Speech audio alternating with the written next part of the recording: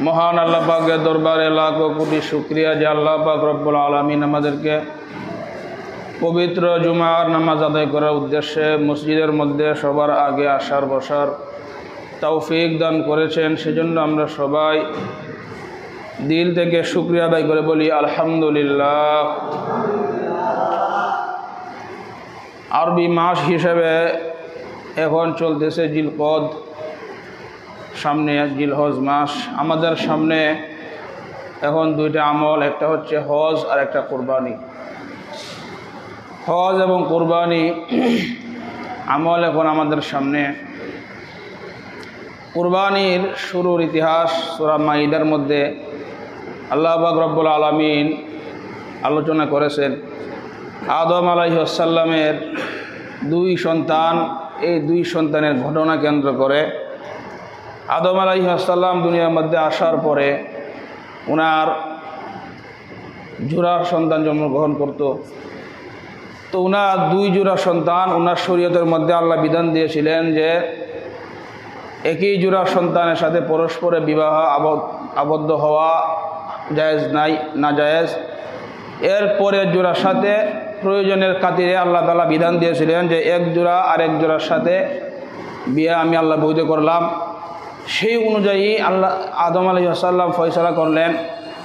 তো হাবিল উনার আব্বার ফয়সালা মেনে নিয়েছিলেন, কিন্তু কাবিল মানেন নাই। এই ঘটনা কোরআনের মধ্যে আল্লাহ এভাবে বলতেছেন, ওয়াতলু আলাইহিম নাবা আবনাই আদম বিল হক। হে নবী, আপনি তাদের কাছে আদমের দুই সন্তানের ঘটনা বর্ণনা করেন। ইয ক্বাররাবা কুরবানান ফাতুকুব্বিলা মিন আহাদিহিমা ওয়া লাম ইউতাকাব্বাল মিনাল আখার। তারা উভয়ে কুরবানি পেশ করল, একজনের কুরবানি আল্লাহ কবুল করলেন, আরেকজনেরটা কবুল করলেন না। পৃথিবীর শুরুতে কুরবানি কবুলের একটা নিদর্শন ছিল, আসমান থেকে একটা আগুন আইসা কুরবানির জন্তুকে জ্বালায় দিত। এটা ছিল প্রথম অবস্থায় কুরবানির কবুল হওয়ার লক্ষণ ছিল। পরবর্তীতে আমরা যে কুরবানি করি এটা হলো ইব্রাহিম আলাইহিস সালামের সুন্নত। হাদিসের মধ্যে আসে সুন্নাত আবিকুম ইব্রাহিম আলাইহিস সালাম, তোমরা যে কুরবানি করো এটা ইব্রাহিম আলাইহিস সালামের সুন্নত। ইব্রাহিম আলাইহিস সালামের সন্তানের নাম ইসমাঈল আলাইহিস সালাম, ওনার আম্মার নাম হাজারা আলাইহিস সালাম। তো ইব্রাহিম আলাইহিস সালাম স্বপ্নে দেখলেন উনি ওনার সন্তানকে কুরবানি করতেছেন। তো ইব্রাহিম আলাইহিস সালাম তো আল্লাহর হুকুম পালন করবেনই, উনি চিন্তা করলেন আমি একটু সন্তানকে পরীক্ষা করে দেখি সন্তান কি আল্লাহর হুকুমের মধ্যে, আল্লাহর সাথে তার মহব্বত কেমন, একটু পরীক্ষা করি। ইব্রাহিম আলাইহিস সালামকে ওনার মা বিদায় দেওয়ার পরে ওনাকে নিয়ে হাজি সাহেবরা যেখানে যান, মিনা, আরাফা এবং যে জায়গায় কোরবানি হয় এই স্থানগুলোর মধ্যে ওনাকে নিয়ে গেলেন। তো ইব্রাহিম আলাইহিস সালাম ওনার সন্তানকে বললেন, ক্বালা ইন্নী আরা ফিল মানামি আন্নী আযবাহুকা ফানজুর মাযা তারা। ইব্রাহিম আলাইহিস সালামের মনের ইচ্ছা ছিল আমি তো কুরবানি করবই, তবে সন্তানকে একটু পরীক্ষা করে দেখি তার আল্লাহর সাথে তার সম্পর্ক কেমন। উনি বললেন, সন্তান, হে বৎস, আমি স্বপ্নে দেখলাম ইন্নী আরা ফিল মানামি আন্নী আযবাহুক, আমি তোমাকে কুরবানি করতেছি। ফানজুর মাযা তারা, তোমার অভিমত কি, তোমার মতামত কি? সন্তান বলল, ক্বালা ইয়া আবাতি ফাআল মা তুমার। হে আমার পিতা, আপনাকে আল্লাহ যা আদেশ করেছে আপনি তা পরিপূর্ণভাবে আদায় করুন। সাতাজিদুনি ইনশাআল্লাহু মিনাস সাবিরিন। আল্লাহ চাহে তো আপনি আমাকে ধৈর্যশীল পাবেন, আমি নাড়াচাড়া করব না, দৌড় দিব না, আপনি আমাকে ধৈর্যশীল পাবেন। ফালাম্মা আসলামা ওয়া তাল্লাহু লিল জাবিন। ইব্রাহিম নবী কুরবানি করার জন্য প্রস্তুত, ইসমাঈল কুরবানি হওয়ার জন্য প্রস্তুত। তারা উভয়ে যখন আত্মসমর্পণ করল, আল্লাহ ডাক দিয়ে বলেন, ওয়ানাদাইনাহু আইয়া ইব্রাহিম। হে ইব্রাহিম, আমি ডাক দিলাম, হে ইব্রাহিম, কদ সাদ্দাকতার রুইয়া, আপনি আপনার স্বপ্নকে সত্য রূপান্তর করেছেন। আমি আপনাকে পরীক্ষা করেছিলাম আপনার প্রিয় বস্তুকে আপনি কোরবানি করেন কিনা। আপনি পরীক্ষায় উত্তীর্ণ হয়ে গেছেন। কদ সাদ্দাকতা রুইয়া ইন্না কাযালিকা নাজিজিল মুহসিনিন। নেককারদেরকে আমি এভাবেই প্রতিদান দিয়ে থাকি। জিবরাইলকে আমি পাঠিয়ে দিলাম। ওয়াফাদাইনাহু বিযিবহিন আযীম। জিবরাইলকে আমি জান্নাতের একটা পশু দিয়ে পাঠিয়ে দিলাম। জিবরাইল তুমি জানায়া দাও, এখন থেকে আর মানুষ কুরবানি না, এখন থেকে পশু কুরবানির রীতি আমি আল্লাহ চালু করে দিলাম। তো পশু কুরবানির রীতি ইব্রাহিম এবং ইসমাঈল আলাইহিস সালাম থেকে চালু হয়। তো দেখেন, ইসমাঈল আলাইহিস সালাম যদি কুরবানি হয়ে যাইতেন তাহলে মানুষ কোরবানির প্রথা চালু হয়ে যেত, আমাদেরকে এখন কোরবানি করতে হইতো।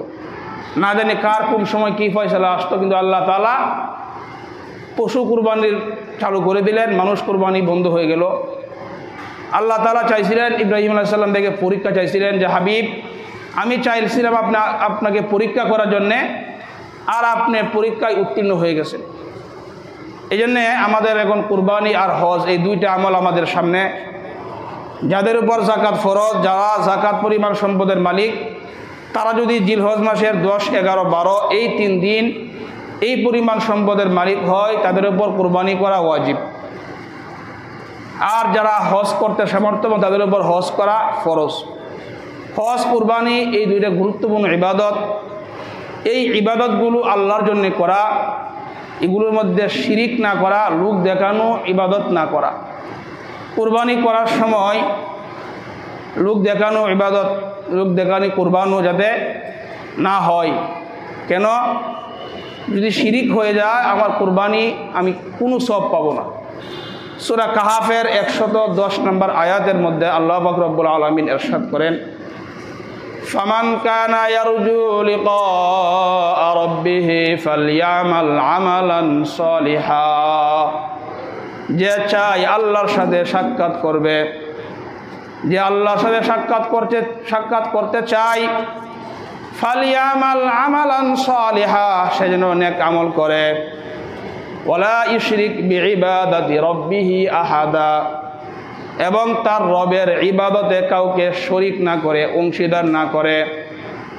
নেক আমল করবে ইমানদার, মুত্তাকিরা তারা নেক আমল করবে। ইমানদার আবার শিরিক করে কিভাবে? এই জন্য ইমানদার ইবাদত একমাত্র আল্লাহর জন্য করবে, ইবাদতের মধ্যে শিরিক করবে না, লোক দেখানো ইবাদত করবে না। লোক দেখানো ইবাদত এটা ছোট শিরিক। এটাকে হাদিসের পরিভাষায় নবীজি বলছেন এটা হলো গিয়ে গোপন শিরিক। লোক দেখানো ইবাদত এটা ছোট শিরিক, গোপন শিরিক। বুলুগুল মারাম একটা হাদিসের কিতাব। এই হাদিসের 440 নম্বর হাদিস, ইবনে হাজার আসকালানী রহমতুল্লাহ আলাইহির কিতাব। উনি বলেন, ক্বালা রাসূলুল্লাহ সাল্লাল্লাহু আলাইহি ওয়াসাল্লাম, আল্লাহর নবী ইরশাদ করেন, ইন্না আখওয়াফা মা আখাফু আলাইকুম আশ-শিরকুল আসগর আর রিয়া। আমি তোমাদের জন্য সবচাইতে যেই বিষয়টা আশঙ্কা করি, ভয় পাই, তা হলো ছোট শিরিক। নবীজি বললেন ছোট শিরিক মানে হলো লোক দেখানো ইবাদত আর রিয়া, লোক দেখানো ইবাদত। এই জন্য কুরবানির মধ্যে লোক দেখানো ইবাদত আমরা করব না। আল্লাহ আমাকে সম্পদ দান করেছেন, সবচাইতে বড় গরু আমি কুরবানি করলাম, এটা ভালো কথা। কিন্তু মনের মধ্যে যদি এই কথা আসে, আমার চাইতে বড় গরু আর কে কুরবানি করছে, এলাকার মধ্যে সবচাইতে বড় কুরবানিটা আমি করছি, এবং এটা যদি মানুষকে দেখানোর উদ্দেশ্য হয়, লোক দেখানোর উদ্দেশ্য হয়, তাহলে এই কুরবানির আপনি কোনো সওয়াব পাবেন না। এটাকে নবীজি বলছেন লোক দেখানো ছোট শিরিক। ইবনে মাজার 4204 নম্বর হাদিস। এই হাদিসের বর্ণনাকারী আবু সাঈদ খুদরি রাদিয়াল্লাহু তাআলা আনহু, উনি বলেন, খরাজা আলাইনা রাসূলুল্লাহ সাল্লাল্লাহু আলাইহি ওয়াসাল্লাম, আল্লাহর নবী একদিন আমাদের কাছে বের হয়ে আসলেন। ওয়া নাহনু নাতাযাকারুল মাসিহাদ দাজ্জাল, আমরা দাজ্জাল সম্পর্কে আলোচনা করতেছিলাম, দাজ্জালের ফিতনা নিয়ে আলোচনা করতেছিলাম। দাজ্জাল ভয়ানক প্রাণী, দাজ্জাল একটা ভয়ানক প্রাণী। দাজ্জাল এরকম ফিতনা করবে আমরা আলোচনা করতেছিলাম। আল্লাহর নবী আমাদেরকে বললেন, আলা উখবিরুকুম বিমা হুয়া আখাফু আলাইকুম ইন্নী মিনাল মাসিহিদ দাজ্জাল। আমি কি তোমাদেরকে বলবো না দাজ্জালের চাইতেও তোমাদের কাছে সবচাইতে ফিতনার জিনিস, তোমাদেরকে আমি যেই জিনিস সবচাইতে আশঙ্কা করি এই সম্পর্কে আমি কি বলবো না? দাজ্জালের চাইতে মারাত্মক যেই বিষয় তোমাদের জন্য আমি ভয় পাই এটাকে আমি তোমাদেরকে বলবো না? সাহাবায়ে কেরাম বললেন, ইয়া রাসূলুল্লাহ, অবশ্যই আপনি বলেন। আল্লাহর নবী বললেন, আশ-শিরকুল খাফি, গোপন শিরিক। গোপন শিরিক এটা দাজ্জালের চাইতেও মারাত্মক। আমার উম্মত গোপন শিরিকে জড়ায় পড়বে, আমি এই নবী এটা আমি আশঙ্কা করি। আমার উম্মত ইবাদতের মধ্যে শিরিক করবে, লোক দেখানো ইবাদত করবে, এটা আমি দাজ্জালের চাইতেও বেশি আমি আশঙ্কা করি। এই জন্য নবীজি বলে গেছেন, লোক দেখানো ইবাদত এটা ছোট শিরিক। লোক দেখানো ইবাদত এটাকে নবীজি বলছেন গোপন শিরিক। এই জন্য আমাদের মধ্যে যাদের কুরবানি করা ওয়াজিব তারা কুরবানি করব শিরিক মুক্ত, লোক দেখানো বাদে। হজ করব, হজ্জের ক্ষেত্রে একই কথা, যারা হজ করবে হজ করার সময় লোক দেখানোর জন্য করবে না, একমাত্র আল্লাহর জন্য হজ করবে। তাদের ব্যাপারে হাদিসের মধ্যে আসছে, বুখারী শরীফের 1521 নম্বর হাদিস। এই হাদিসের মধ্যে আল্লাহর নবী বলেন, মান হাজ্জা লিল্লাহ ফালাম ইয়ারফুস ওয়ালাম ইয়াফসুক রাজাআ কায়াউমিন ওয়ালাদাতহু উম্মু। যে ব্যক্তি আল্লাহর জন্য হজ করে, হজ করার সময় অশ্লীল কথাবার্তা গালিগালাজ করে নাই, আল্লাহর নবী বলেন ওই ব্যক্তি তার মাস আজকে জন্ম দিলে যেমন সে নিষ্পাপ, যদি সে তার হজটা কবুল হয় সে হজ থেকে এরকম নিষ্পাপ অবস্থায় ঘরের মধ্যে ফিরে। হজ যদি আল্লাহর জন্য হয় তাহলে সে নিষ্পাপ, মাসুম শিশুর মতো নিষ্পাপ হয়ে যা। এই জন্যে হজ্জের বিধান এটাও চালু করছেন ইব্রাহিম আলাইহিস সালাম। কুরবানির বিধানও চালু হয়েছে ইব্রাহিম নবী থেকে। ইব্রাহিম নবী হজ্জের জন্য কাবাঘর বানাইলেন। কাবাঘর বানানোর পরে আল্লাহর কাছে দোয়া করলেন, আল্লাহ রাব্বানা তাকাব্বাল মিন্না ইন্নাকা আনতাস সামিউল আলিম।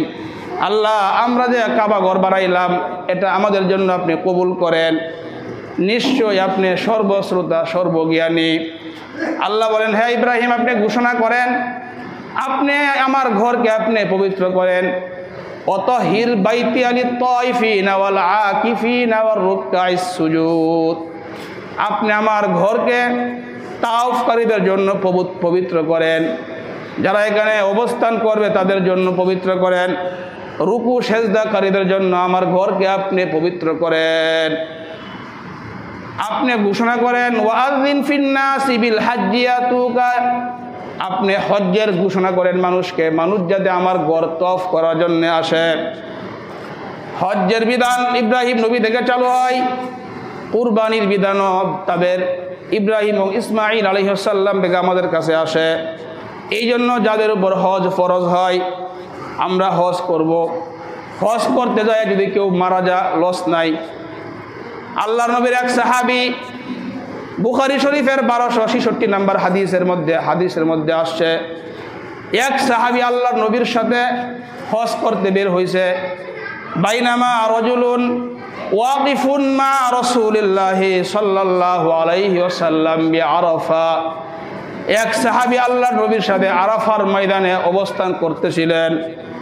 ইজ ওয়াকা মিন রাহিলাতিহি, হঠাৎ তিনি ওনার বাহন থেকে পড়ে যায়, পরে উনি মারা যান। সাহাবায়ে কেরাম বললেন, ইয়া রাসূলুল্লাহ, এখন আমরা কি করব? আল্লাহর নবী বললেন, ইগসিলুহু বিমাইন ওয়া সিদরিন, তাকে পানি এবং বরই পাতা দ্বারা গোসল দাও। ওয়াকাফিনুহু ফি সাউবাইন, তাকে 2টা কাপড় দ্বারাতে কাফন পরাও।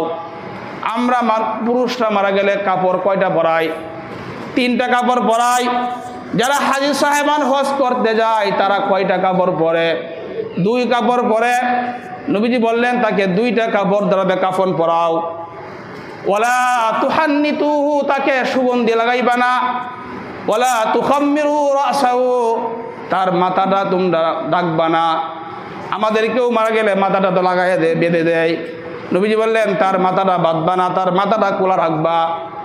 কেন খোলা রাখবা? আল্লাহ নবী বলেন ফাইন্নাল্লাহা ইয়াবাসুহু ইয়াউমাল কিয়ামাতি মুলাব্বিয়া, আল্লাহ তাআলা তাকে কিয়ামতের ময়দানে তালবিয়া পাঠ অবস্থায় কিয়ামতের ময়দানে উঠাবেন। এই জন্য হজ করতে যায় মারা গেলেও লস নাই।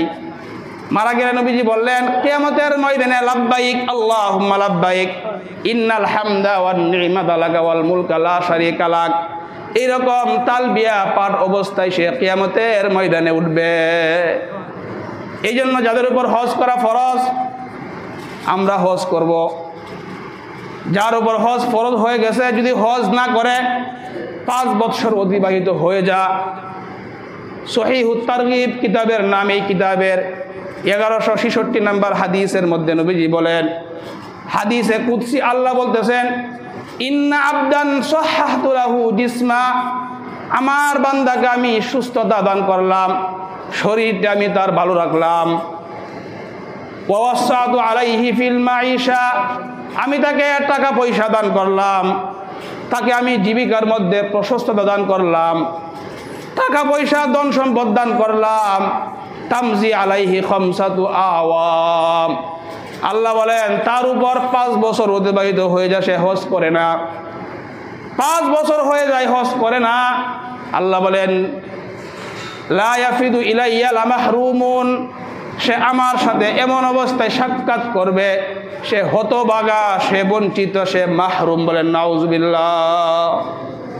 এই জন্য যাদের উপর হজ ফরজ হয়ে যায়, 5 বছর হয়ে গেলে আল্লাহ বলেন সে আমার সাথে এমনভাবে সাক্ষাৎ করবে, সে হতভাগা, সে মাহরুম, সে লাঞ্ছিত। এই জন্য হজ ফরজ হয়ে গেলে হজ করলে লস নাই, বরং কেমন নাকি। একটা হাদিসের মধ্যে আসছে, আল্লাহর নবী বলেন মান খারাজা হাজ্জান ফামাতা, যে ব্যক্তি হজ করতে বের হইয়া মারা যায়, কুতিবা লাহু আজরুল হাজ্জি ইলা ইয়াউমিল কিয়ামা, কিয়ামত পর্যন্ত তার আমল নামে আল্লাহ হজের নেকি লিখতে থাকেন। হজ করতে যায় মারা গেলেন, কিয়ামত পর্যন্ত আমল নামায় হজ্জের নেকি।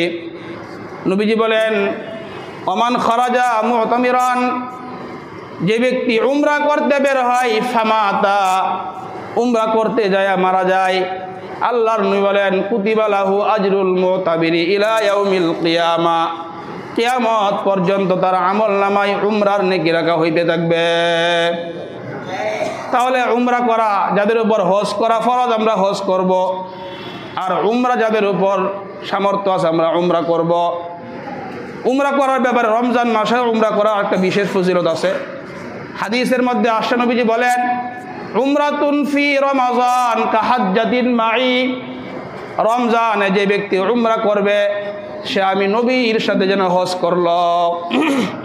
এই জন্য আমরা নিয়ত করব যে হজ যদি আল্লাহ পাক আমাদেরকে টাকা পয়সা দান করেন, ঋণ থাকলে তো ভিন্ন কথা, যদি ঋণ না থাকে আর টাকা পয়সা আল্লাহ পাক দান করেন, তাহলে আমরা ইনশাল্লাহ হজ আদায় করব। হজ করলে আরেকটা আজীব নাকি, আপনার যে হজ করবে উমরা করবে তার দরিদ্রতা আল্লাহ তাআলা মিটায় দিবেন, সে ধনী হয়ে যাবে।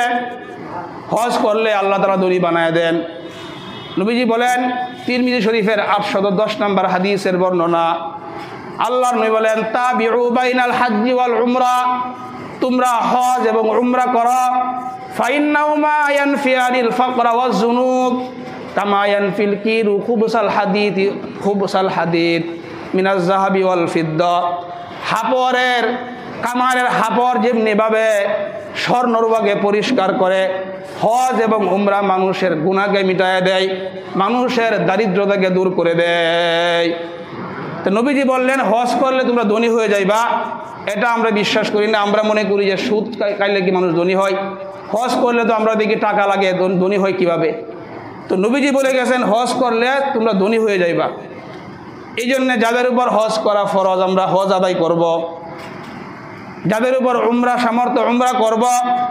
আরেকটা আজীব হাদিস নবীজি বলছেন এই হাদিসের শেষ অংশে, আরেকটা আজীব ফজিলত, ওমান খরাজা গাজিয়ান ফি সাবিলিল্লাহি ফামাতা, যে ব্যক্তি আল্লাহর রাস্তায় জিহাদে বের হয়ে মারা যায়, কুতিবা লাহু আজরুল গাজি ইলা ইয়াউমিল কিয়ামা, কিয়ামত পর্যন্ত তার আমলনামায় মুজাহিদের নেকি লেখা হইতে থাকবে। এই জন্য জিহাদ করা, জিহাদের মনোভাব ভিতরে রাখা। জিহাদের শব্দটা অনেকে বললেই মুসলমানের ভিতরে পর্যন্ত অনেকের ভিতরে এই শব্দটা শুনতে ভালো লাগে, বলে নাউজুবিল্লাহ। জিহাদ একটা পবিত্র শব্দ। যাই হোক, বলতেছিলাম হজ করা, এই ব্যাপারে আরেকটা হাদিসের মধ্যে আসছে, যদি সময় মতো আপনার হজ না করে, এমন হইতে পারে এখন আপনার টাকা পয়সা আছে, হইতে পারে আপনার টাকা পয়সা থাকবে না। ইবনে মাজার 2883 নম্বর হাদিসের মধ্যে নবীজি বলেন, মান আরাদাল হাজ্জা ফালইয়াতাআজ্জাল, যার যে ব্যক্তি হজ করার ইচ্ছা করে সে যেন দ্রুত হজ করে। কেন? নবীজি বলেন, ফাইন্নাহু কাদ তামরিজুল মারিজ, হতে পারে কখনো কখনো তুমি অসুস্থ হয়ে যেতে পারো। কথা দিল্লুদ্দাল্লাহ, হতে পারে তোমার টাকা পয়সা হারিয়ে যেতে পারে। একবার তোমার টাকা পয়সা আছে, হতে পারে তোমার টাকা পয়সা ডাকাতে নিয়ে যেতে পারে, চুরে নিয়ে যেতে পারে। এই জন্য নবীজি বলেন, যে ব্যক্তি হজ্জের ইচ্ছা করবে সে যেন দ্রুত হজ করে। ওয়াতারিদুল হাজা, হতে পারে প্রয়োজন দেখা দিতে পারে। করোনা ভাইরাস, কত মানুষের হজ করার নিয়ত ছিল, করোনা ভাইরাসের মতো প্রয়োজনের কারণে কত মানুষের টাকা নষ্ট হয়ে গেছে। এই জন্য হজ যদি ফরজ হয়, আগে হজটা করেন। হজ করেন, হজ করলে আল্লাহ তাআলা আপনার আগের গুনাহ মাফ করবেন এবং আল্লাহ তাআলা দারিদ্রতা দূর করে দিবেন। হজ্জের ব্যাপারে নবীজি বলেন, সহিহুত তারগিবের মধ্যে আব্দুল্লাহ ইবনে আব্বাস বলেন, তাআজ্জালু ইলাল হাজ্জি ইয়ানি আল ফারিজা, তোমরা ফরজ হজ খুব তাড়াতাড়ি করো, দ্রুত করো। হজ ফরজ হয়ে গেছে, এখন আর বিলম্ব করো না, খুব দ্রুত করো। আরেকটা হাদিসে নবীজি বলেন, 3 ব্যক্তি আল্লাহ তাআলার জিম্মার মধ্যে আছে। হাদিসের কিতাবের নাম তাখরিজুল মুসনাদ। এই কিতাবের মধ্যে নবীজি বলেন, সালাসাতুন ফি জিমানিল্লাহ, 3 ব্যক্তি আল্লাহর জিম্মায়। 1 নাম্বার, রাজুলুন খারাজা মিন বাইতিহি ইলাল মাসজিদি মিন মাসাজিদিল্লাহ, যে ব্যক্তি ঘর থেকে মসজিদের মধ্যে বের হয়, ওই ব্যক্তি আল্লাহর জিম্মায়। আল্লাহ নবী বলেন, ওয়ারাজুলুন খারাজা গাজিয়ান, যে ব্যক্তি জিহাদের মধ্যে বের হয়, ওই ব্যক্তি আল্লাহর জিম্মায়। ওয়ারাজুলুন খারাজা হাজ্জান, যে ব্যক্তি হজ করার জন্য বের হয়, ওই ব্যক্তি আল্লাহর জিম্মায়। তাহলে হজ করতে গেলে আপনি আল্লাহর জিম্মায়। আম্মা জান আয়েশা বললেন, ইয়া রাসূলুল্লাহ, নারাল জিহাদা আফজাল আমাল, ইয়া রাসূলুল্লাহ, আমরা তো দেখি জিহাদ তো একটা উত্তম আমল, জিহাদ তো একটা নেকের আমল। আফালা নুজাহিদু ইয়া রাসূলুল্লাহ, ইয়া রাসূলুল্লাহ, আমরা নারীরা কি জিহাদ করতে পারবো না? আমরা মহিলারা কি জিহাদ করে এই নেকি অর্জন করতে পারবো না? আল্লাহর নবী বলেন, না, তোমরা পারবা না। ওয়ালাকিন্না আফজালাল জিহাদ হাজ্জুন মাবরুর, বরং তোমরা নারীদের জন্য জিহাদ হইল হজ করা। তোমাদের জন্য উত্তম জিহাদ হইল হজ্জে মাবরুর, কবুল হজ। নারী তুমি যদি হজ করো, আল্লাহ তোমার আমল নামায় জিহাদের নেকি দিয়ে দিবেন। নাসাই শরীফের বর্ণনা 2626 নম্বর হাদিস। এই হাদিসের মধ্যে আল্লাহর নবী বলেন, জিহাদুল কাবীর ওয়াদ দাঈফ ওয়াল মারআ আল হজ্জ ওয়াল উমরা, বৃদ্ধ মানুষের জিহাদ, নারীর জিহাদ, দুর্বল মানুষের জিহাদ হলো হজ এবং উমরা করা। কোন নারী যদি হজ এবং উমরা করে, আল্লাহ তার আমলনামায়, কোন নারী যদি হজ এবং উমরা করে, আল্লাহ তার আমলনামায় জিহাদের নেকি লিখে দিবেন। এই জন্য মহিলাদেরকে জানাই দিবেন, যদি হজ উমরা করো, তোমাদের আমলনামায় জিহাদের নেকি আল্লাহ দিয়ে দিবেন। বৃদ্ধ মানুষ, আল্লাহ নবী বলেন, বৃদ্ধ মানুষ যদি হজ এবং উমরা করে, আল্লাহ তার আমলনামায় জিহাদের নেকি লিখে দিবেন। দুর্বল মানুষ জিহাদ করতে পারে না, যদি হজ করে, আল্লাহ তার আমলনামায় জিহাদের নেকি দিয়ে দিবেন। এই জন্য এটা হজ্জের মাস চলতেছে। অনেক সৌভাগ্যবান ওই বান্দা যারা আল্লাহ তাআলার তৌফিকে তারা হজ্জে রওনা হয়ে গেছেন, কাবা শরীফে পৌঁছে গেছেন। আমরা ইনশাআল্লাহ নিয়ত করব আল্লাহ পাক যদি তৌফিক দান করেন প্রথমে আমরা হজ করব। যদি আমাদের ঋণ না থাকে, ঋণ থাকলে তো ভিন্ন কথা, ঋণ টিন না থাকে আমরা প্রথমেই হজ করব। আল্লাহ আমাদের সকলকে তৌফিক দান করেন। আল্লাহ নবীকে প্রশ্ন করলেন, ইয়া রাসূলুল্লাহ আইয়ুল আমালি আফজালু ইয়া রাসূলুল্লাহ, সবচাইতে উত্তম আমল কোনটি ইয়া রাসূলুল্লাহ, আমাদেরকে জানায় দেন। আল্লাহর নবী বললেন, ঈমানুন বিল্লাহি ওয়া রাসূলি, সবচাইতে উত্তম আমল আল্লাহর প্রতি ঈমান আনা, নবীর প্রতি ঈমান আনা। এরপরে কোন আমল উত্তম? নবীজি বললেন এরপরে জিহাদ ফি সাবিলিল্লাহ, আল্লাহর রাস্তায় জিহাদ করা সবচাইতে উত্তম আমল। এরপরে কোন আমল? নবীজি বলে ওয়াল হাজ্জুল মাবরুর, হজ করা এরপরে উত্তম আমল।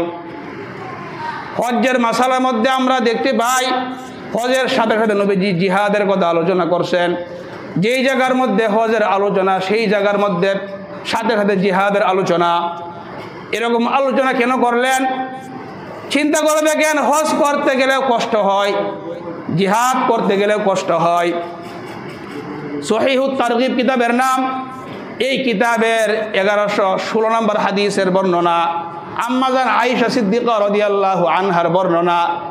আল্লাহর নবী বললেন, আয়েশা তুমি যে কষ্ট করে হজ করতে আসলা, তোমার যে কষ্ট হইল, টাকা পয়সা তোমার যে খরচ হইল, নবীজি বলেন ইন্নালাকি মিনাল আজরি আলা কদরি নাসবাকি ওয়া নাফকাতিকি, আয়েশা তোমার প্রতিটা কষ্টের বিনিময়ে আল্লাহ নেকি দান করবেন।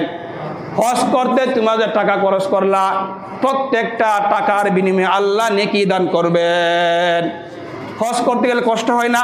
হজ করতে গেলে ভিসা করতে কষ্ট, কত রকমের কষ্ট করতে হয়। নবীজি বললেন প্রত্যেকটা কষ্টের বিনিময়ে আল্লাহ প্রতিদান দান করবেন। এই জন্য দেখেন হজ এবং জিহাদ, হজ করতে কষ্ট হয়, জিহাদে গেলেও কষ্ট হয়। এই জন্যে হজ্জের সাথে সাথে জিহাদের কথা আসছে। জিহাদ মানে সন্ত্রাস না।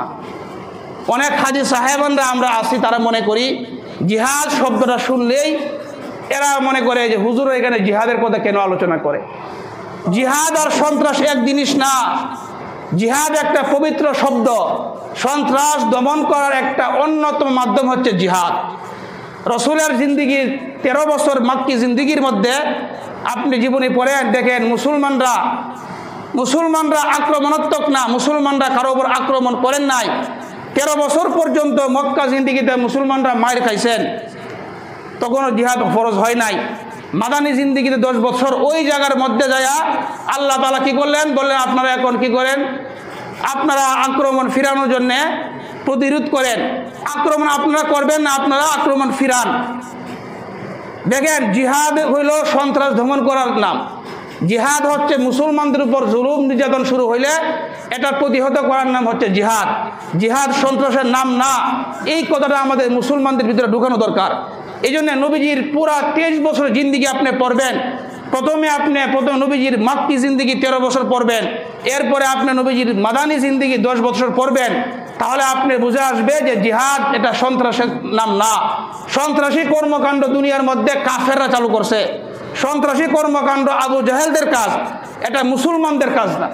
কিন্তু দুঃখের বিষয়, জিহাদ শব্দটা বললে কাফের মুশরিকরা এই শব্দটাকে অপব্যবহার করে মুসলমানদের মেজাজের মধ্যে ঢুকাইতে চায় যে জিহাদ মানে জঙ্গি ভাব এরা ঢুকাই দিতে চায়। বলেন নাউজুবিল্লাহ। বলেন তো জিহাদ কি সন্ত্রাসের নাম? না, সন্ত্রাস দমন করার একমাত্র মাধ্যম। জিহাদ সন্ত্রাস দমন করার একমাত্র মাধ্যম। এই জন্য জিহাদকে যারা অস্বীকার করবে বোঝা যাবে এরা হলো আবু জাহেলের ছেলেফেলা। এই জন্য জিহাদ এটা ফরজ। এই জিহাদ হচ্ছে সমাজের মধ্যে জুলুম দূর করার একটা মাধ্যম। এই জন্য নবীজি হজের সাথে সাথে জিহাদের আলোচনা করছেন। এই জন্য আলোচনা করতেছিলাম গোপন শিরিক আর হলো রিয়া, লোক দেখানো ইবাদত।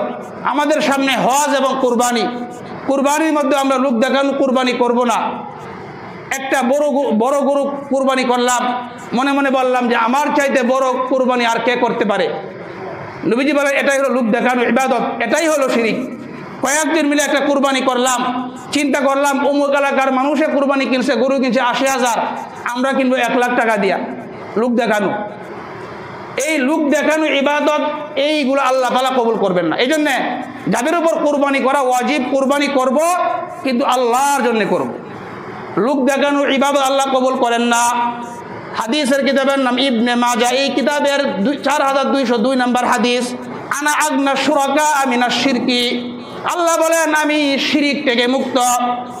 মান আমিল আলী, যে ব্যক্তি আমার জন্য একটা আমল করে, আশরাকা ফিহি গায়রি, এই আমলের মধ্যে অন্য কেউ শরিক করে, কুরবানি আল্লাহর জন্য করি আবার অন্য কেউ শরিক করি, আল্লাহ বলেন ফাআনা বারিউম মিনহু, এই আমল থেকে আমি আল্লাহ মুক্ত, আমি তাকে নেকি দিব না।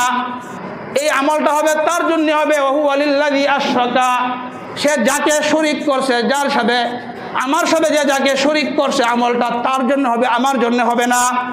আল্লাহ বলেন একটা আমল বান্দা আমার জন্য করে, তার জন্য করে, আল্লাহ বলে এই আমলটা আমার জন্য হবে না, এটা তার জন্যই হবে। এই জন্য নবীজি মুসলিম শরীফের হাদিসের মধ্যে নবীজি বলেন লানাল্লাহু মান লানা ওয়ালিদা, আল্লাহ তাআলা ওই ব্যক্তিকে অভিশাপ করেছেন যে তার পিতামাতাকে অভিশাপ করেছে। ওয়ালানাল্লাহু মান যাবাহা লিগাইরিল্লাহ, যে ব্যক্তি আল্লাহ ছাড়া গায়রুল্লাহর নামে পশু কুরবানি করে, আল্লাহ তার উপর অভিশাপ করেছেন, বলেন নাউজুবিল্লাহ। এই জন্য পশু কুরবানি করব কার নামে? আল্লাহর নামে কুরবানি করব, আল্লাহর জন্য, লোক দেখানোর জন্য না। লোক দেখানো ইবাদত আল্লাহ কবুল করেন না। লোক দেখানো ইবাদতকে নবীজি বলছেন ছোট শিরিক, গোপন শিরিক। এই জন্য লোক দেখানো ইবাদত করা যাবে না। ইবনে মাজার 4203 নম্বর হাদিসের মধ্যে নবীজি বলেন কিয়ামতের ভয়াবহ ময়দানে আল্লাহ তাআলা ইদ জামা আল্লাহুল আউয়ালিন ওয়াল আখিরিন, কিয়ামতের দিন আল্লাহ আগের পরের সকলকে একত্র করবেন, জমা করবেন। জমা করার পরে এক ব্যক্তি ঘোষণা করবে, নাদা মুনাদিন, এক ব্যক্তি ঘোষণা করবে আর বলবে মান আশরাকা ফি আমালিন আমিলাহু লিল্লাহ, যে ব্যক্তি কোনো আমলের মধ্যে শিরিক করছে, যে আমলটা একমাত্র আল্লাহর জন্য করা দরকার ছিল, ওই ব্যক্তিকে বলা হবে ফালিয়াতলুব সাওয়াবাহু মিন ইনদি গায়রিল্লাহ। কিয়ামতের ময়দানে তাকে বলা হবে তুমি যাদের জন্য আমল করছো, আল্লাহ ছাড়া যাদের জন্য তুমি আমলটা করছো, তাদের কাছে আজকে তুমি সব চাও, নেকি চাও, তাদের কাছ থেকে আগে নেকি চাও। এই জন্য লোক দেখানো ইবাদত এটা শিরিক। এই জন্য প্রত্যেকটা ইবাদত, আমার নামাজ লোক দেখানো যাতে না হয়, আমার দান সদকা যাতে লোক দেখানোর জন্য না হয়, আমি তো দানশীল, আমি তো দানবীর, এই জন্য আমি দান করলাম, এই মনোভাব যদি থাকে আমার সব শেষ। তিরমিজির বর্ণনা একটা আজীব, একটা গুরুত্বপূর্ণ হাদিস, 1383 নম্বর হাদিসের বর্ণনা। আল্লাহর নবী বলেন লোক দেখানো আমলের কি যে ভয়াবহ অবস্থা হবে। নবীজি বলেন তাআওয়াযু বিল্লাহি মিন হুব্বিল হুজান, তোমরা আল্লাহর কাছ থেকে হুব্বুল হাজান বা হুব্বুল হুজুন নামক জাহান্নাম থেকে আশ্রয় চাও। সাহাবায়ে কেরাম বলে ইয়া রাসূলুল্লাহ ওয়া মা হুব্বুল হাজান, হুজুর হুব্বুল হাজান আবার কি? আল্লাহর নবী বললেন ওয়াদিন ফি জাহান্নাম, হুব্বুল হাজান একটা জাহান্নামের এলাকার নাম, জাহান্নামের একটা এলাকার নাম হুব্বুল হাজান। তাতাআওয়াযু মিনহু জাহান্নামু, জাহান্নাম ওই এলাকা থেকে কুল্লা ইয়াউমিন মিআতা মাররা, জাহান্নাম ওই এলাকা থেকে আল্লাহর কাছে দৈনিক 100 বার আশ্রয় প্রার্থনা করে। জাহান্নামের একটা এলাকার নাম হুব্বুল হাজান, জাহান্নাম এই হুব্বুল হাজান থেকে আল্লাহর কাছে দৈনিক 100 বার আশ্রয় চা। সাহাবায়ে বলে ইয়া রাসূলুল্লাহ, এই হুব্বুল হাজানের মধ্যে কারা প্রবেশ করবে? আল্লাহর নবী বললেন আল কুররাউল মুররাউনা বিআমালিহিম, ওই সমস্ত কারি সাহেবান যারা লোক দেখানোর জন্য আমল করত। এই হাদিস থেকে যারা হাফেজে কোরআন, যারা হাফেজে কোরআনের অভিভাবক, আমরা নিয়ত করব আমার সন্তানকে হাফেজ বানাইলাম একমাত্র আল্লাহর সন্তুষ্টির জন্য, আমি হাফেজে কোরআন হইলাম একমাত্র আল্লাহর সন্তুষ্টির জন্য। এই জন্যে কোরআন পড়ে আমি বিনিময় লাভ করব, কোরআন পড়ে আমার সন্তানকে দিয়ে রমজান মাসে তারাবির টাকা কামাইব, এই রকম নিয়ত যাতে আমার অন্তরের ভিতরে না আসে। এই জন্যে হেজখানার উস্তাদ যারা আছেন ছাত্রদেরকে শিখাই দিবেন তোমরা হুব্বুল হাসান থেকে আশ্রয় চাইবা, কারণ ওই সমস্ত কারি সাহেবান যারা কোরআন পড়ে লোক দেখানোর জন্য আমাকে হাফেজ বলবে, আমাকে ইন্টারন্যাশনাল হাফেজ বলবে। হ্যাঁ, এটা ভালো, আন্তর্জাতিক হাফেজ হওয়া এটা তো ভালো, কিন্তু যদি মনের মধ্যে এরকম ভাব আসে আমার চাইতে বড় হাফেজ কে আছে, তাহলে এটাই হলো লোক দেখানো। আমার চাইতে বড় কারি সাহেব কে আছে, এটাই লোক দেখানো। এই জন্যে অভিভাবক যারা আমরা নিয়ত করব আমার সন্তানকে হাফেজ আলেম বানাইলাম আল্লাহর জন্যে, আর হাফেজ আলেম আমরাও নিয়ত করব আমরাও হাফেজ আলেম হইলাম আল্লাহর জন্যে। বাকি দুনিয়ার প্রয়োজন আল্লাহ পূরণ করবেন, দুনিয়ার প্রয়োজন আল্লাহ পূরণ করবেন। এই জন্যে আমরা লোক দেখানো ইবাদত করব না। আজীব একটা হাদিস নবীজির সাহাবা আবু হুরায়রা বলতেছেন, তিরমিজি শরীফের 1382 নম্বর হাদিস। এই হাদিসের বর্ণনাকারী সুফাই আল আসবাহি। সুফাই আল আসবাহি উনি বলেন, আমি মদিনায় গেলাম, মদিনায় যাওয়ার পর আমি দেখলাম ইয হুয়া রাজুলুন ইজতামা আলাইহিন নাস, দেখলাম এক ব্যক্তিকে মানুষ ভিড় দিয়ে বসা, এক ব্যক্তিকে মানুষ ভিড় করে বসে রয়েছে। আমি জিজ্ঞেস করলাম মান হাজা, ইনি কে? উত্তর দিলেন ইনি হলেন নবীর সাহাবা আবু হুরায়রা। আমি ফাদানাউতু মিন হাত্তা কাআতু বাইনা ইয়াদাই, আমি আবু হুরায়রার কাছে যায় বসলাম। আবু হুরায়রা আমাকে বললেন, শোনো, লাউ হাদ্দিসান্নাকা হাদিসান হাদ্দাসানি রাসূলুল্লাহ সাল্লাল্লাহু আলাইহি ওয়াসাল্লাম ফি হাযাল বাইতি মা মানা আহাদুন গায়রি ওয়া গায়রা। শোনো, আমি তোমাকে একটা হাদিস বলবো যে হাদিসটা আমার নবী আমাকে এই ঘরের মধ্যে এই জায়গার মধ্যে বর্ণনা করেছেন, আমি আর আমার নবী ছাড়া আর কেউ এখানে ছিল না। এই কথা বলে ফানাসাগা আবু হুরায়রা নাসগাতা, আবু হুরায়রা বেহুশ হয়ে গেলেন। লোকেরা চিন্তা করলো, কি রে আবু হুরায়রা হাদিস বলে না, আবু হুরায়রা বেহুশ হয়ে যা। কিছুক্ষণ পরে হুশ ফেরা পরে আবার বলে হাদ্দিসান্নাকা হাদিসান, আমি তোমাকে একটা হাদিস বলবো। হাদ্দাসানি রাসূলুল্লাহ সাল্লাল্লাহু আলাইহি ওয়াসাল্লাম ফি হাযাল বাইতি মা মানা আহাদুন গায়রি ওয়া গায়রা। আল্লাহর নবী আমাকে এই জায়গার মধ্যে বসে, এই স্থানের মধ্যে বসে আমাকে নবীজি হাদিসটা শোনাইছেন, আমি আর নবী ছাড়া এই জায়গার মধ্যে কেউ ছিল না।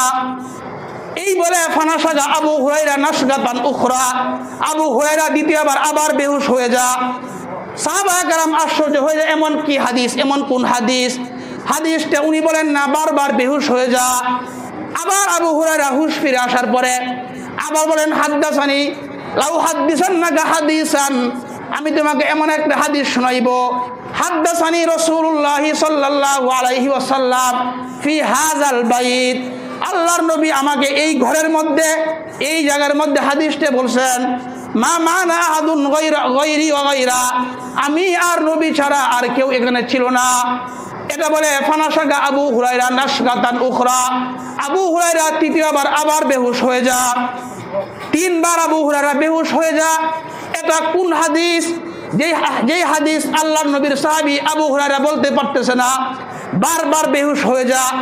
তৃতীয়বার হুশ ফিরে আবার বলেন লাউ হাদ্দিসান্নাকা হাদিসান, আমি তোমাকে এমন একটা হাদিস শোনাইবো যে হাদিসটা আমার হাবিব আমার খলিল আমাকে এই ঘরের মধ্যে শোনাইছেন, মা মানা আহাদুন গায়রি ওয়া গায়রা, আমি আর নবী ছাড়া এই জায়গার মধ্যে আরো কেউ ছিল না। এটা বলে ফানাসাগা আবু হুরায়রা নাসগাতান শাদীদা, চতুর্থবার আবু হুরায়রা আরো বেশি বেহুশ হয়ে গেলেন। আবু হুরায়রা বেহুশ, সাহাবায়ে কেরাম আশ্চর্য হয়ে যা। হাদিসের বর্ণনাকারী সুফাই আল আসবাহি বলেন, আবু হুরায়রা বেহুশ হয়ে পড়ে যাবে এই অবস্থা, ফাসনাতু আলাইয়া, আমি আবু হুরায়রাকে এইভাবে জড়ায় ধরলাম। এই হাদিসের মধ্যে যারা কারি সাহেবান, যারা দানশীল, যারা আল্লাহ, যারা জিহাদ মুজাহিদ, যারা লোক দেখানোর জন্য দান করে, আমি তো বড় লোক, আমি দান করি, আবার লোক দেখানোর জন্য, নাম দেখানোর জন্য, নাম ফুটার জন্য যারা দান করে, একবার চিন্তা করে দেখবেন এই নবী এই হাদিসের মধ্যে আবু হুরায়রা কি বলে। আবু হুরায়রা হুশ ফিরে আসার পরে উনি বলেন, আমাকে আল্লাহর নবী এই ঘরের মধ্যে হাদিসটা বর্ণনা করছেন। হাদিসটা হলো আল্লাহ তাআলা কিয়ামতের ময়দানে বান্দার ফয়সালা করার জন্য আল্লাহ তাআলা নেমে আসবেন, লিয়াকুজিয়া বাইনাহুম, আল্লাহ বান্দার মাঝে ফয়সালা করবেন, বিচার শুরু করবেন।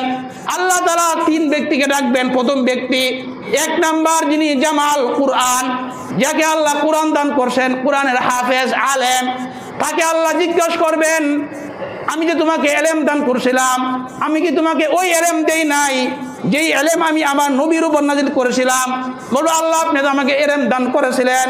আল্লাহ জিজ্ঞাসা করবেন ফামা আমিলতা ফিমা উল্লিমতা, আমি তোমাকে যে এলেম দান করেছিলাম সেই এলেম অনুযায়ী তুমি কি আমল করলা? আলেম জবাব দিবে আল্লাহ ইয়াকুমু আনা আল-লাইলি ওয়া আনা আন-নাহার, আল্লাহ আমি দিন রাত্রে কোরআন পড়ছি, কোরআন পড়াইছি আল্লাহ আপনার সন্তুষ্টির জন্য। আল্লাহ বলবেন কাযাবতা, তুমি মিথ্যা বলতেছ। ওয়া তাকুলুল মালাইকাতু কাযাবতা, ফেরেশতারা বলবে তুমি মিথ্যা বলতেছ। তুমি এলেম এই জন্য শিখছিলা, লোকে তোমাকে আলেম বলবে, কারি সাহেব বলবে, লোকে তোমাকে বক্তা বলবে, লোকে তোমাকে নাম করবে, এই জন্য তুমি এলেম শিখছিলা। যা তুই জাহান্নামে যা, তোর এলেম শিখা দুনিয়ার জন্য ছিল, তুই জাহান্নামে যা। বলেন নাউযুবিল্লাহ। 2 নাম্বার ব্যক্তি যাকে আল্লাহ তাআলা অনেক সম্পদ দান করছেন, দানশীল, আল্লাহ তাকে জিজ্ঞাসা করবেন আমি তোমাকে কি এমন নিয়ামত দেই নাই যেই নিয়ামতের জন্য তুমি কারো কাছে হাত পাততে হয় নাই? আমি তোমাকে সম্পদ দান করছি কিনা? বলে হ্যাঁ আল্লাহ আপনি আমাকে সম্পদ দান করেছেন। বলবে তুমি এই সম্পদের কি হক আদায় করেছো? বলবে আল্লাহ আমার সম্পদ থেকে আমি মানুষকে দান করছি, আল্লাহ আপনার সন্তুষ্টি অর্জন করার জন্য দিনে রাত্রে আমি দান সৎকার করেছি আল্লাহ। আল্লাহ বলবেন তুমি মিথ্যা বলতেছ। ফেরেশতারা বলবে তুমি মিথ্যা বলতেছ, তুমি দান সৎকার এই জন্য করছো, মানুষ তোমাকে দানশীল বলবে, মানুষ তোমাকে দাতা বলবে, এই জন্য তুমি দান সৎকার করছো, সুতরাং তুমিও জাহান্নামে যাও। 3 নাম্বার একজন মুজাহিদকে ডাকবেন আল্লাহ, বলবে তোমাকে যে আমি নিয়ামত দান করছিলাম তুমি এটার কি শুকরিয়া আদায় করলা? বলবে আল্লাহ আমি আপনার জন্য আমার জীবন পর্যন্ত আপনার রাস্তায় কুরবান করে দিলাম। আল্লাহ বলবেন না না, তুমি তো জিহাদ করেছো, এই জন্য লোকে তোমাকে বীর বলবে, মুজাহিদ বলবে, লোক দেখানোর জন্য তুমি এটা করেছো, সুতরাং তুমিও জাহান্নামে যাও। হাদিসের শেষ অংশের মধ্যে আসে আল্লাহ নবী বলেন উলাইকা সালাসা আউয়ালু খালকিল্লাহি তুসাইরু বিহিমুন নার ইয়াউমাল কিয়ামা, এই 3 শ্রেণীর মানুষের মাধ্যমে আল্লাহ জাহান্নামের আগুনটাকে জ্বালাইবেন। আবু হুরায়রা তো আলেম ছিলেন, এই কারণে আবু হুরায়রা বারবার এই হাদিস বলেন আর বেহুশ হয়ে যা। না জানি আমি আল্লাহর কাছে কি জবাব দিব, আমি কি এলেম আল্লাহর জন্য শিখলাম নাকি লোক দেখানোর জন্য শিখলাম? এই জন্য আবু হুরায়রা 4 বার বেহুশ হয়ে গেলেন। এই জন্য চিন্তা করবেন আমার যে আমলটা করি, আমার নামাজ, আমার হজ, আমার দান সদকা, এইগুলো কি আমি আল্লাহর জন্য করতেছি নাকি লোক দেখানোর জন্য? নামাজ যে আমি পড়ি এটা কি আল্লাহর জন্য করি নাকি লোক দেখানোর জন্য করি? দান সদকা যে করি এটা কি আল্লাহর জন্য করি নাকি লোক দেখানোর জন্য করি? এই জন্য আল্লাহ বলেন ইন্না সলাতি ওয়া নুসুকি ওয়া মাহইয়ায়া ওয়া মামাতি লিল্লাহি রাব্বিল আলামিন। নবী আপনি বলেন ইন্না সলাতি, আমার নামাজ, ইন্না সলাতি ওয়া নুসুকি, আমার কুরবানি, আমার নামাজ, আমার কুরবানি, আমার জীবন, আমার মরণ, এগুলা সব হইল বিশ্ব প্রতিপালক আল্লাহর জন্য। এই জন্য কুরবানি হবে কার জন্য? কুরবানি কার জন্য হবে? হজ কার জন্য হবে? হজ আল্লাহর জন্য, কুরবানি আল্লাহর জন্য। হজ আল্লাহর জন্য, কুরবানি আল্লাহর জন্য, নামাজ আল্লাহর জন্য, যত ইবাদত আছে এই সবগুলো আমরা করব কার জন্য? একমাত্র আল্লাহর জন্য আমরা করব। এই জন্য লোক দেখানো ইবাদত শিরিক, লোক দেখানো ইবাদত গোপন শিরিক। নবীজি বলছেন লোক দেখানো ইবাদত শিরিক, আর শিরিকের ইবাদত আল্লাহ কবুল করবেন না। শিরিক যে শিরিক করবে আল্লাহ বলবেন যাকে শিরিক করছো তার কাছ থেকে সওয়াব চায় নাও, আমি আল্লাহ এরকম আমলের মুখাপেক্ষী না, আমি আল্লাহ কোনো সওয়াব দিব না। এই জন্য এখন কুরবানি, যাদের উপর কুরবানি ওয়াজিব আমরা একমাত্র আল্লাহর জন্য কুরবানি করব, যাদের উপর হজ করা ফরজ আমরা আল্লাহর জন্য হজ করব। আল্লাহ পাক রব্বুল আলামিন যে আলোচনা করলাম শুনলাম আমাদের সকলকে আমল করার তৌফিক দান করেন।